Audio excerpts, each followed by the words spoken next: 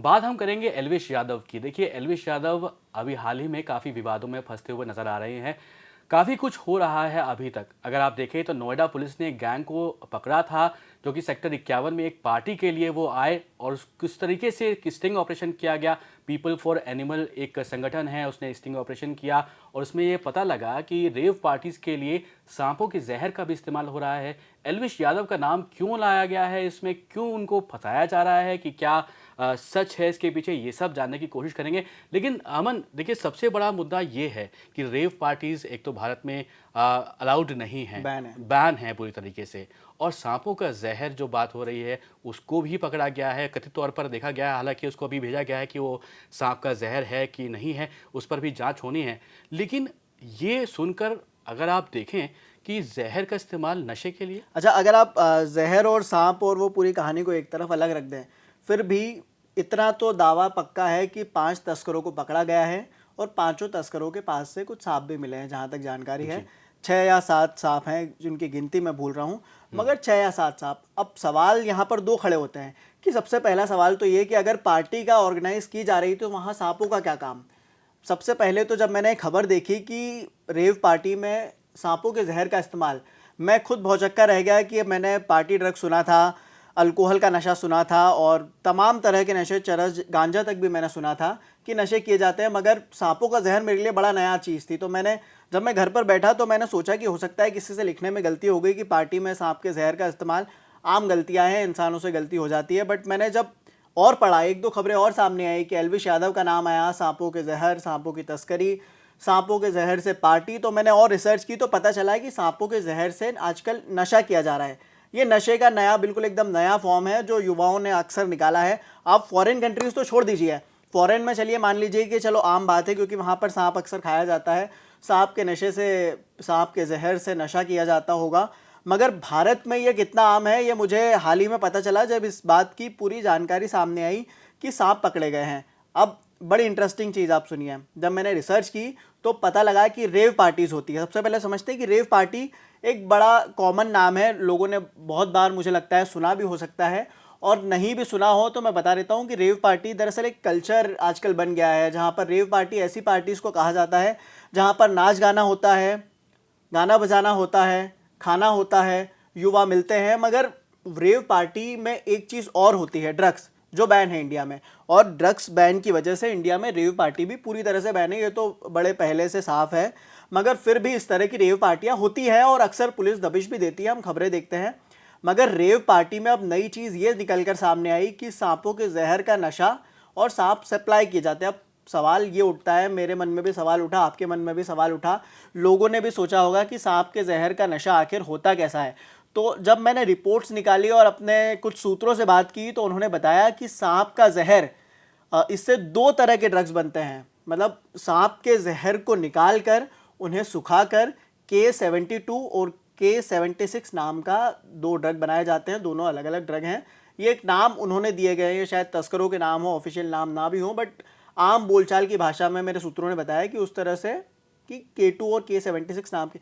अब ये बनाए कैसे जाते हैं, दरअसल पहले सांप को पकड़ा जाता है, जहरीले सांप जो होते हैं उनका, सांप का जहर निकाल कर फिर उससे 500 मिलीलीटर जहर से मिलाकर कुछ K2 और K76 की गोलियां बनाई जाती हैं। और आप मानेंगे नहीं, मैं तो एकदम भौचक्का रह गया जब मुझे इसकी रेट पता चली कि K76 और K72 नाम की इन गोलियों की एक चुटकी अगर हम बात करें तो इनकी कीमत 10 से 25 हज़ार रुपये है।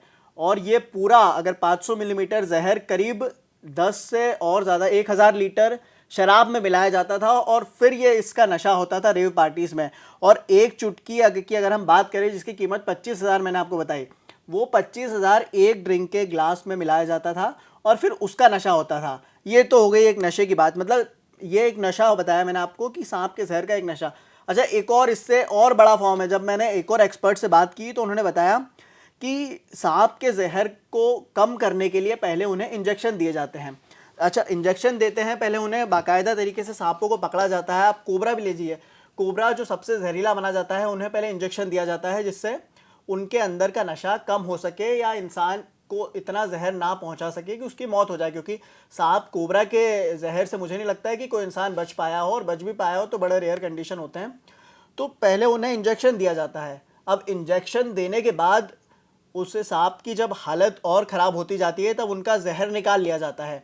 फिर उस जहर से, जहर निकालने के बाद सांप में थोड़ा सा जहर बचा, अब उस सांप से लोगों को कटवाया जाता है। और लोग बड़े शौकीन लोग हैं, मुझे नहीं पता कितने शौकीन लोग होते हैं कि सांपों के काटने के बाद जो नशा होता है, ऐसा बताते हैं कि 5 से 6 दिनों तक वो नशा आराम से रहता है इंसान की बॉडी में। मतलब आप सोच सकते हैं कि नशे का लेवल, और ड्रग तस्करी तक तो ठीक था, मगर यहाँ तक मुझे नहीं लगता कि नशे का लेवल पहुँचना एक अच्छी चीज़ होगी, क्योंकि अल्कोहल तक तो ठीक है, अल्कोहल की बात हो लीगल है, मगर ड्रग्स इलीगल है। और सांपों की तस्करी, एक तो दो तरह से, सांपों की तस्करी और ड्रग्स का नशा, ये बिल्कुल दोनों ही अलग चीज़ें हैं। और मुझे लगता है कि बिल्कुल नई चीज़ ये सुनने में आई है और लोगों ने भी बहुत कम सुनी होगी। बिल्कुल देखिए, जिस तरीके से ये पूरे मामला है वो काफ़ी संवेदनशील मामला है, और यहाँ पर जो दर्शक हमारे इस वक्त सुन रहे हैं तो ये बहुत ही ख़तरनाक चीज़ है। एक तो पहली बात ये है, लेकिन अब बात आती है घूम फिर के एल्विश यादव कि क्या इसमें वो फंसते हुए नज़र आ रहे हैं या नहीं आ रहे हैं। क्योंकि अगर आपने देखा होगा कि एल्विश यादव को राजस्थान में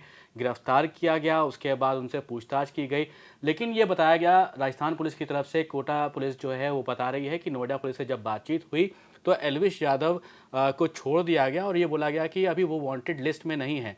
लेकिन अगर आप देखिए वहीं पर जो मेनका गांधी है, पीपल फॉर एनिमल्स के लिए जो पूरा संगठन जो चलता है, जिसने पूरा ये गैंग को पकड़वाने के लिए पूरा जो जाल बिछाया, उसमें जो पूछताछ में निकल के आया उसमें एल्विश यादव का नाम भी निकल कर सामने आ रहा है। इसमें दो बातें हैं। पहले तो मैं राजस्थान वाली खबर पर आता हूं, क्योंकि आपने पहला सवाल उसका किया, उसके बाद हम मेनका गांधी और एनजीओ की बात पर आते हैं। मगर सबसे पहली चीज़, देर रात मैं घर पर था, मुझे एक मैसेज आता है एल्विश यादव डिटेन्ड।